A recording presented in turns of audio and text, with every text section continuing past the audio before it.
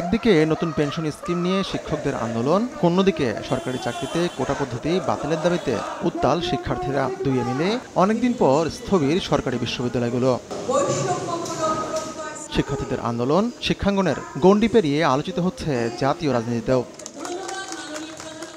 শনিবার সকালে রাজধানীতে আয়োজিত পাহাড়ি ফলমেলা উদ্বোধনে এসে আওয়ামী লীগ সাধারণ সম্পাদক ওবায়দুল কাদের বলেছেন, নিজেরা আন্দোলনে ব্যর্থ হয়ে সামনে যা কিছু পাচ্ছে সেটিকেই আঁকড়ে ধরছে বিএনপি। তার নিজেদের কোনো কিছু নেই, অস্তিত্ব নেই, নির্বাচনে যায়নি, আন্দোলনে ব্যর্থ। এখন বিএনপির কাজই হচ্ছে অন্যদের ইস্যুর উপর ভর করা। এখন শিক্ষকদের আন্দোলনের উপর ভর করবে, আবার সিদ্ধান্ত নিয়েছে কোটার উপরে, কোটা আন্দোলনের উপর ভর করবে। কোটা বিরোধী আন্দোলনকে সন্ত্রাসী রূপ দিতে বিএনপি উস্কানি দিচ্ছে বলে মন্তব্য করেছেন আওয়ামী লীগের সভাপতিমণ্ডলীর সদস্য অ্যাডভোকেট কামরুল ইসলাম। নিজ নির্বাচনী আসন রাজধানীর কামরাঙ্গীরচরে একটি আলোচনা সভায় এমন মন্তব্য করেন তিনি। বিএনপিও সেই ইস্যু নাই, কোনো সেই আন্দোলনের সামিল হচ্ছে, কোনো ইস্যু নাই আন্দোলনের। সেই কোটা বিরোধী আন্দোলনকে তারা শরীক হচ্ছে, সেই আন্দোলনটাকে আরো নস্যাৎ করার জন্য।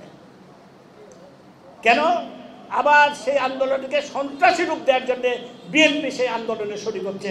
অবশ্য সেসব অভিযোগ উড়িয়ে দিয়েছেন মির্জা ফখরুল ইসলাম আলমগীর। গুলশানে আয়োজিত সংবাদ সম্মেলনে বিএনপির মহাসচিব দাবি করেন, শিক্ষার্থীদের আন্দোলন ব্যর্থ করার অপকৌশল সফল হবে না।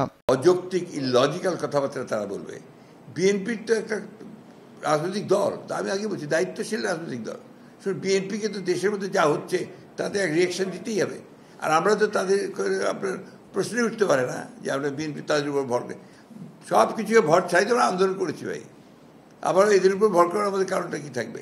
তারা তাদের আন্দোলন করছে, আমাদের নৈতিক সমর্থন আছে তাদের প্রতি। শিক্ষক ও শিক্ষার্থীদের আন্দোলনকে যৌক্তিক দাবি করে আন্দোলনকারীদের সঙ্গে একাত্মতা প্রকাশ করেন মির্জা ফখরুল। বিশ্ববিদ্যালয়গুলোর আতিকুর রহমান তামাল, সময় সংবাদ, ঢাকা।